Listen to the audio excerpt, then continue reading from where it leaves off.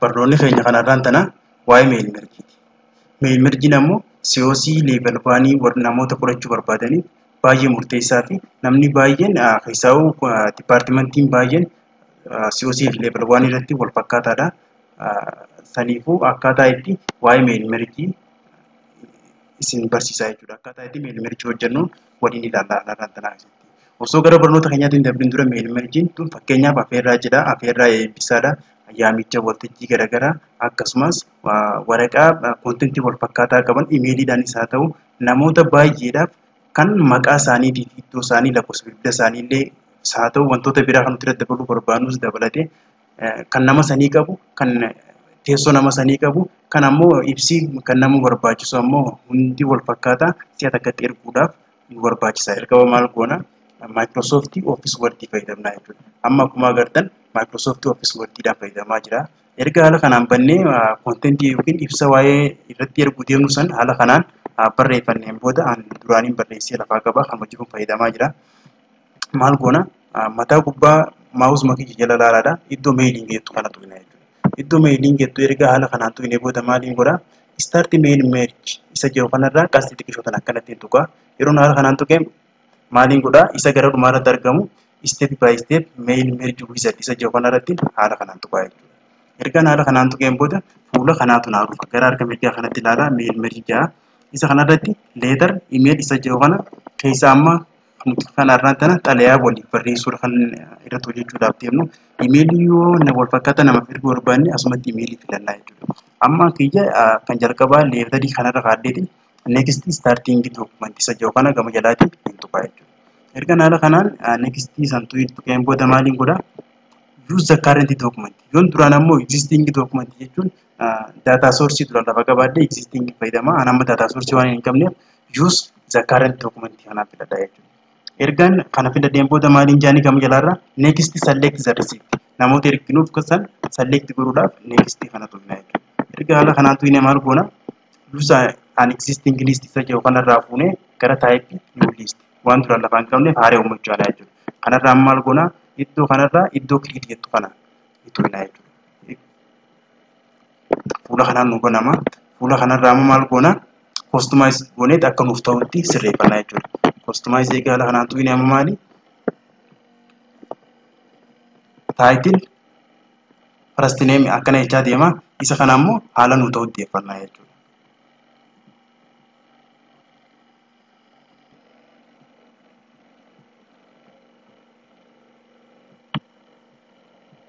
Akkuma asirra mul'atu kana amma haala kanaan amma fakkeenya home phone isa jiru kana rename godhee phone number itti deebisaa jechuudha. Erga haala kanaan itti godhee haala naa ta'utti deeffadheen booda maaliin godha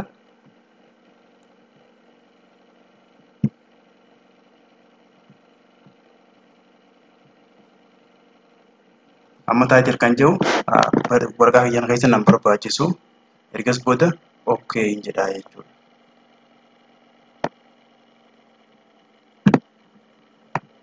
Erga haala kanaan godhee booda amma maaliin godhaa iddoo kanatti maqaa nama jiru maqaan nama itti ergu deemu sanii asitti barreessaa Ahmad Adam Mehaa jennu teessoonsaa Haramayaa phone numberiin isaa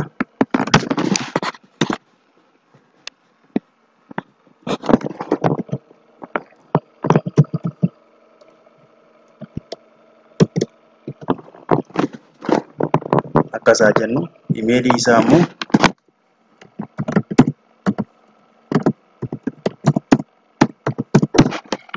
akkas jennaa. Eegas booda ammas daataa itti dabalchuudhaan maal goona new entry jennaani. Eegas booda ammas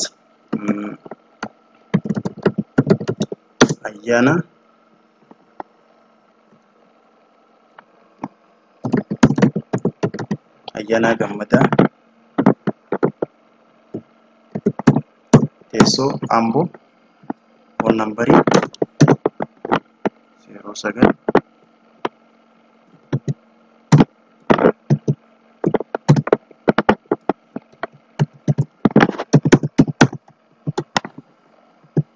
erga haala kanaan barreessinee booda emailii isaa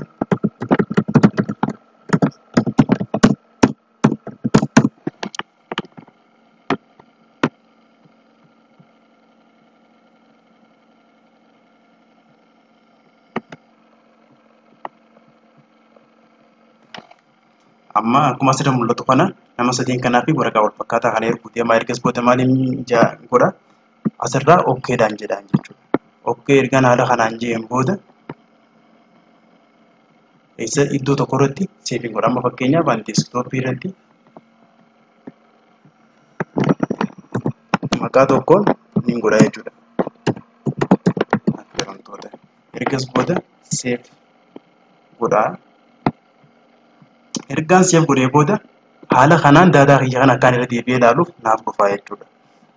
Iddoo kanatti ammoo namaan keessaa hambisuu barbaadu keessaa hambisaa kan itti dabaluu barbaadus iddoo kanatti itti dabala. Ammaan kan kiyya waan keessaa dhiisu keessa dabaluu hin qabu. Ergas booda okkee hin jaa jechuudha. Ergas booda maaliin godhaa?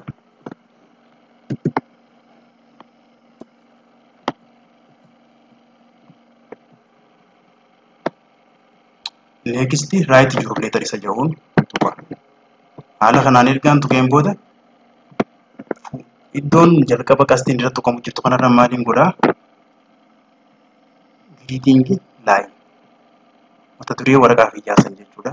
Ergas booda eegan akka haala kanaan tuqeen booda maaliin diir yookiin siir jedhama. Amma iddoo kanatti gara abaluu jechuun waan hin deemuuf tuun jaa. Ergas booda maqaan namaa haala kanaan dhufaa jechuudha.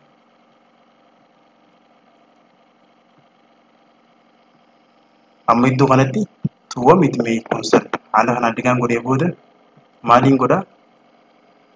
Okkee hin jedhaani. Asitti greeting laayiniidha.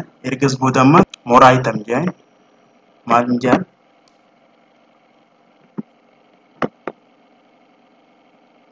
Maqaadha. Isatti kiloos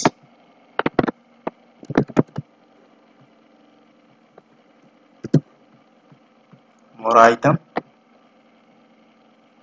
teessoo insert kiloos more item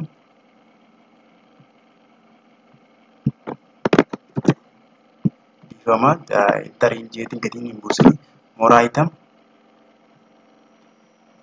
phone insert kiloos amma sarara takka gad dabalee more item email address insert kiloos. Erga haala kanaan godhee booda maaliin godhaa? Iddoo kana jechuudha. Iddoo itti maqaan reefu kan sun itti seenu. Next preview jiru leetar. Ibsa yoo kana hin tuqa. Haala kanaan ergaan tuqee booda maal godhaa? Tuuwa miti mee konsal. Ahmad Adam Haramayaa lakkoofsa bilbilaa isaa kana imeeliin isaa kana waraqaan kana fakkaatu ergamtee jirti. Nama itti aanuuf ammoo laaluudhaaf risiiptii waan ja'a. Ergas booda haala kanaan hin tuqa. Ayyaanaa gammadaa ja'a. Teessoo wal fakkaataa. Teessoon haala kanaan mul'ata. Waraqaanis haala kanaan mul'ata. Ergas booda risiiptii sadaffaadhaas kunoo akkuma asirra mul'atu kanatti waraqaan wal fakkaataan namoota sadii bakka takkatti ergeetiin jira jechuudha. Ergas booda maaliin godhaa? Complete the merge. Eegan haala kanaan godhee booda complete the merge jedhanii ergas booda takkaa printing godhaa. Haala kanaan all okay. Ergas booda amma yoo waan printeraa walitti dhaan jirre PDF ni fudhaa.